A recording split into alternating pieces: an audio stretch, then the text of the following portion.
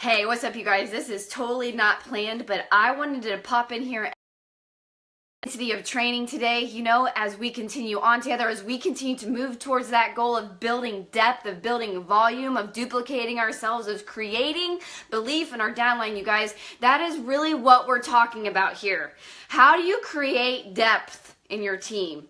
When you really think about it, and this is something that I'm always thinking, I have been trained to dig to the root of something, not to the surface, right? The surface looks like phase one. And yes, we have to stay in phase one. I'm not saying that, but phase one is not how you create depth. Phase one is how you start to create depth. So that is phase one is important, but when you have to be willing to dig to the root. Right? The root. How do we create depth? How do we duplicate it? What is the root of that?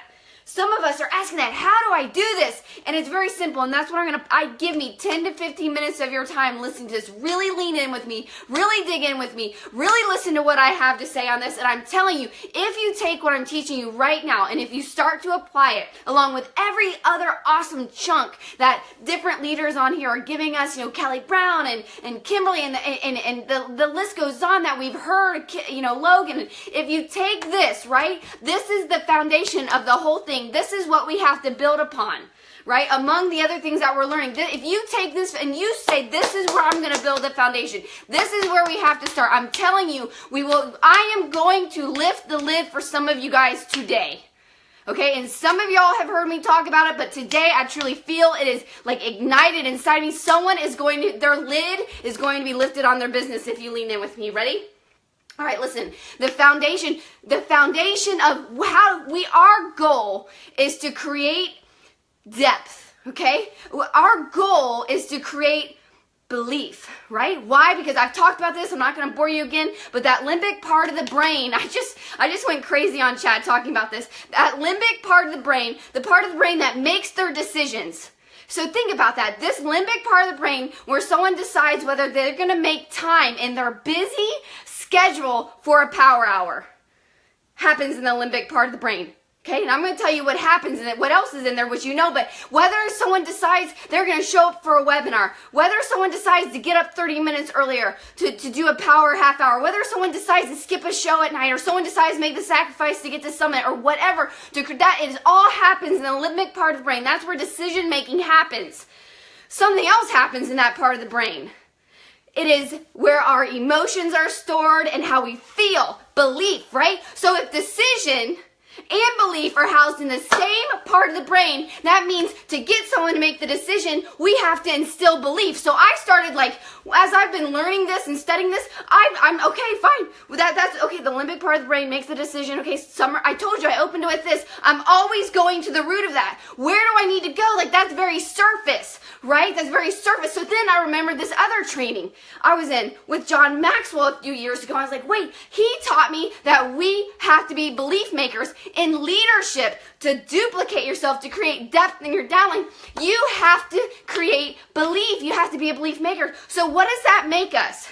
Professional belief makers. Your goal to create depth, to get people to show up for webinars, to get people to believe, it could be in challenge groups, to get people to believe it's important to actually push play. You have to be a belief maker.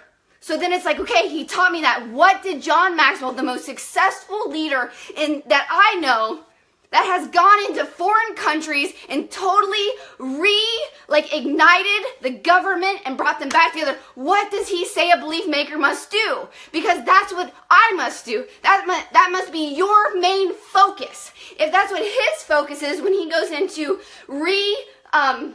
ignite Portugal, it wouldn't be any different here. Right? And so our focus, first and foremost, has to be on these three steps. See, I think some of us are only focusing on one, right? To be a belief maker, the first and foremost thing you have to check yourself on is, are you setting the example? Are you setting, I would say 95% of you are like, yes. Every day I work out, I'm doing the whole 30, or I'm doing the reset, I do my invites, I show up from the webinars, and you're like, why isn't everybody else doing it?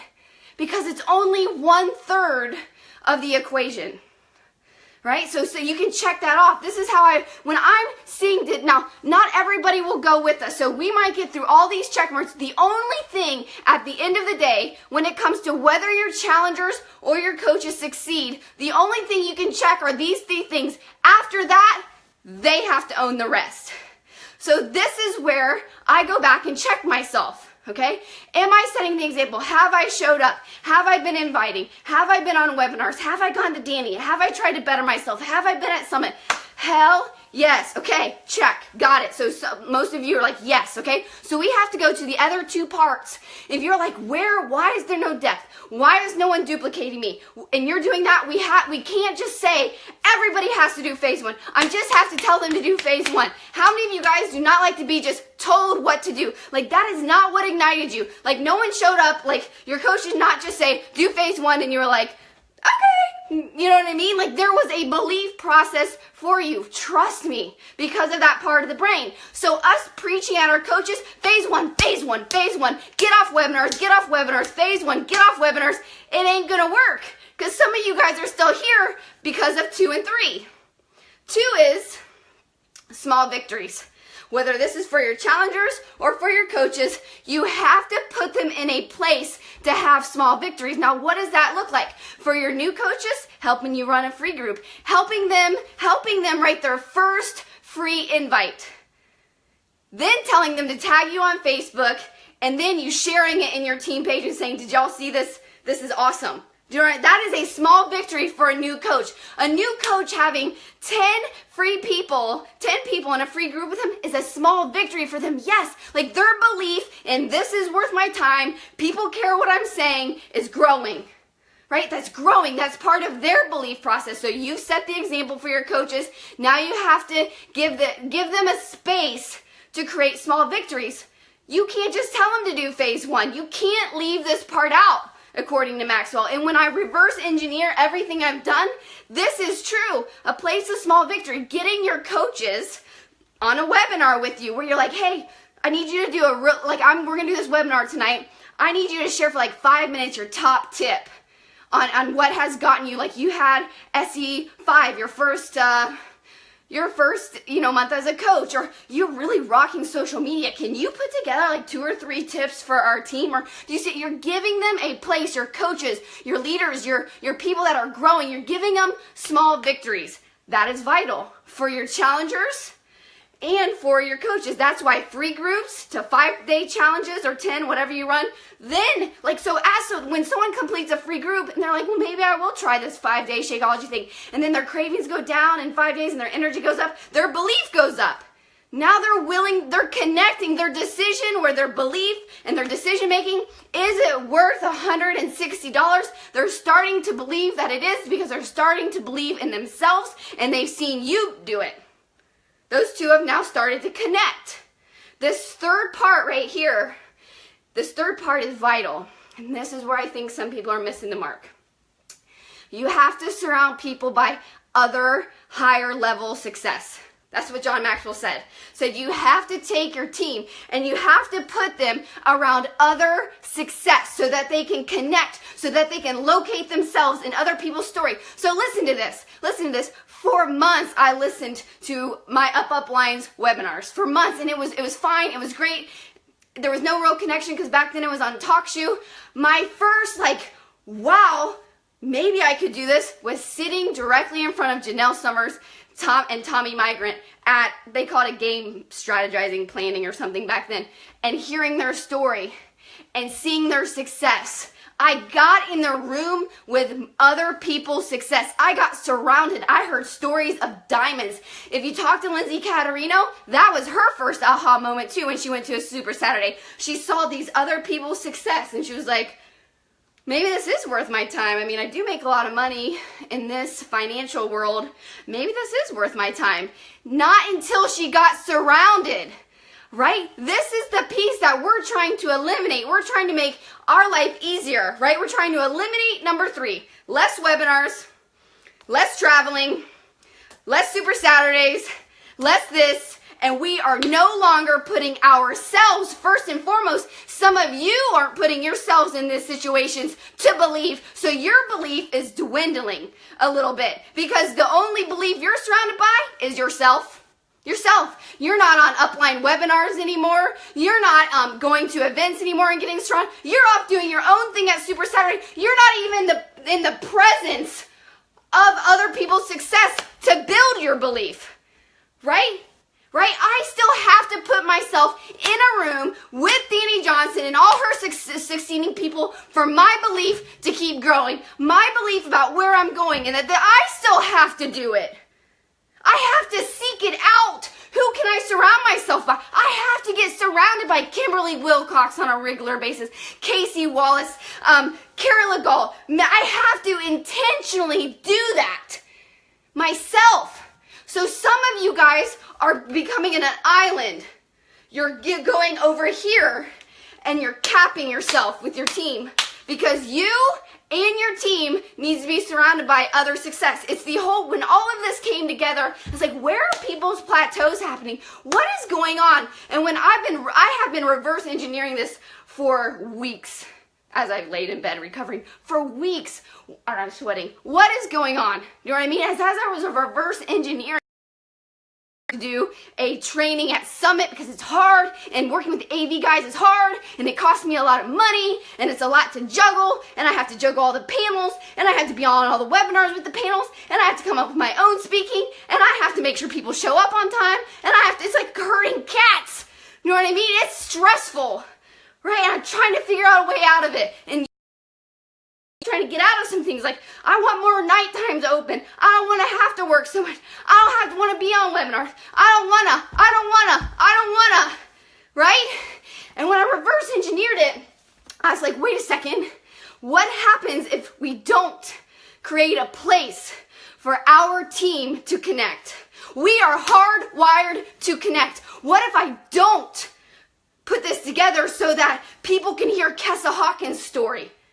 What if I don't put people in a room to hear Lisa Medina's story, or Kristen Evans' story, or Aaron Booker, or Mary Howard, or Logan's? I mean, the list goes on. What if I didn't? That would be selfish. That's exactly what that would be. You want to know why that'd be selfish? Because Summer made it. My bills are so full paid for. I have so much real estate. Summer, that is a selfish tendency to be like, why? That's a lot of work. You know what I mean? So I get it when sometimes you're like, I don't want to work on I don't want to have to be on those webinars. That's a lot. I don't want to help put together that training. I get it. Trust me. But I'm telling you, if we leave that part out, we're cutting off our belief system. And we're not going to get as much depth. Because depth comes from putting all three of those together. And I have been coached to do that, thank God, for 5 years, to put all those together, and it's been reinforced by people like Maxwell and Shalene Johnson and Danny Johnson, but I have been taught to do that, and I want to pass that on to you guys right now. If you and that is all you can do. All you can do is look at those three things. Like, am I setting the example? Yes. Okay. Am I helping give people, small victories? Am I creating that? Am I encouraging? Okay, yes, I could probably do a few things better, but I'm trying. Number 4, am I getting them surrounded on webinars, not just by me? That's why I take people, Danny, how many people have ignored me because we're too close, and I get them around in front of Danny, and forgiveness is like, they're like, yeah, I get this whole forgiveness thing, yet I have talked about it multiple times. Because they got surrounded by the John Maxwell third layer. We can't ignore it. And so you might have to look at this and say, wow, well, I don't really want to go to Super Saturday, but I want a big downline. Sorry, can't have both. You know what I mean? I had a long conversation with someone on the phone today, and I told him that. You know what I mean? I have trained, when Chad was on deployment, every night I trained. I made up my own training. We have training now where you can learn, thank goodness. But I did 30 to 45 minutes of social media training see, Erin Schaefer's on here. She knows I did it. Every single night. Every night. I trained. And I understand some people aren't that hungry, and that's okay. But if you're wondering where it's coming, which part, evaluate these. If you're like, no, I've been taking my people to get surrounded by, in other situations, like in Utah, or when we went out to California, or when we were at Summit. You have to get them surrounded by someone other than you, or you are their lid. They can't see any higher than you. Okay? Than you, right here. That's it. Now, being surrounded by just you, and I'm not saying just you, but you only, and some people aren't going to like that I say, you only have so much level of success right now. And that's as far as they can see. If you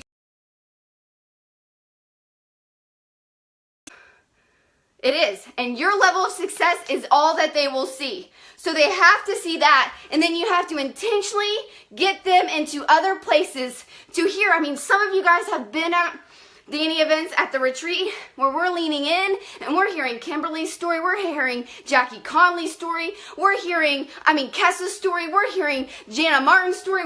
We're hearing these stories where coaches are starting to believe. And that's powerful. Yes, Cass, exactly. That's powerful. And so we have to make sure we are doing that for our team, whatever way we can do that, whether that be webinars where they get to hear Kessa's story, or they get to hear Casey's story, or they get to hear Stephanie Griffin's story, or I could go on and on, or, Morgan's story.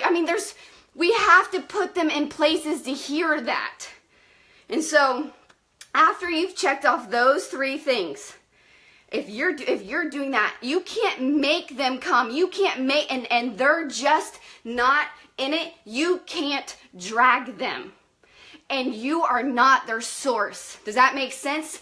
Now you have to honestly evaluate yourself on that and make adjustments, right? But if you can honestly say that you're always taking people, rallying them into your car. Come on, we're driving to see Janelle. Come on, we're driving to see Lindsay Matway. Come on, I rented a minivan. We're driving to see Danny Johnson. Come on, I rented a house. We're all going to get together and Summer's going to come guest speak. Come on, I invited Casey to come talk with us.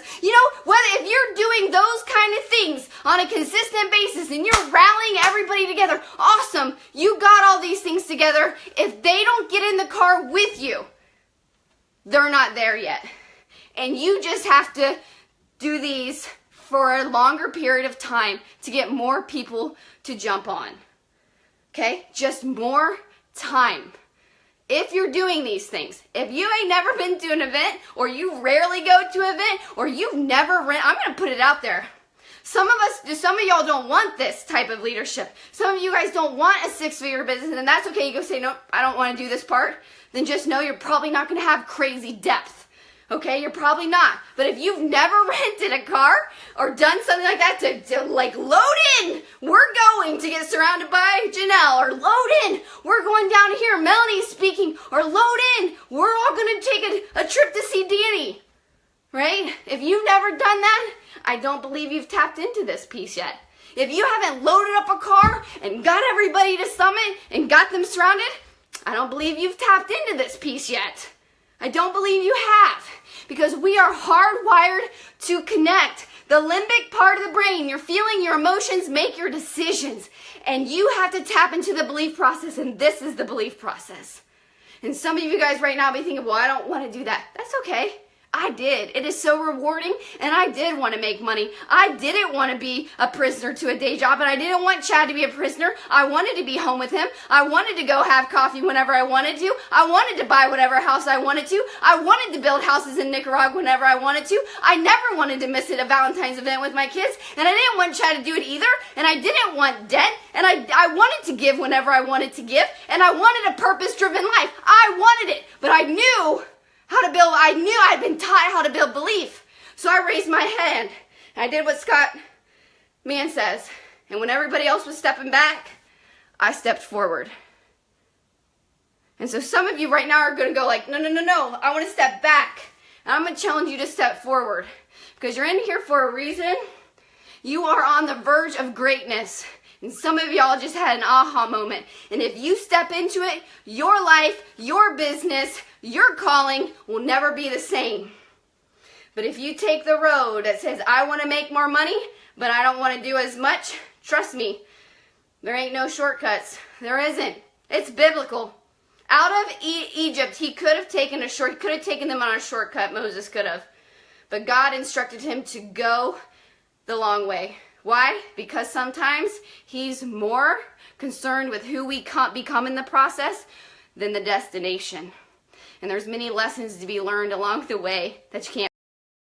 I just hit 20 minutes and I really didn't want to go over 15, but I hope that helps. If you need my help, if you're like, how do I get that going? Summer, I want to rent a car. What the hell do I do? Where should I take them? I welcome questions like that. There is nothing that excites me more than a leader that is stepping into something like that, saying, I don't know what I'm doing, but I'm doing it. And I know I have to make sacrifices, but this is worth it. There is nothing that excites me more than a leader like that. So, evaluate yourself below. On belief 1, 2, and 3.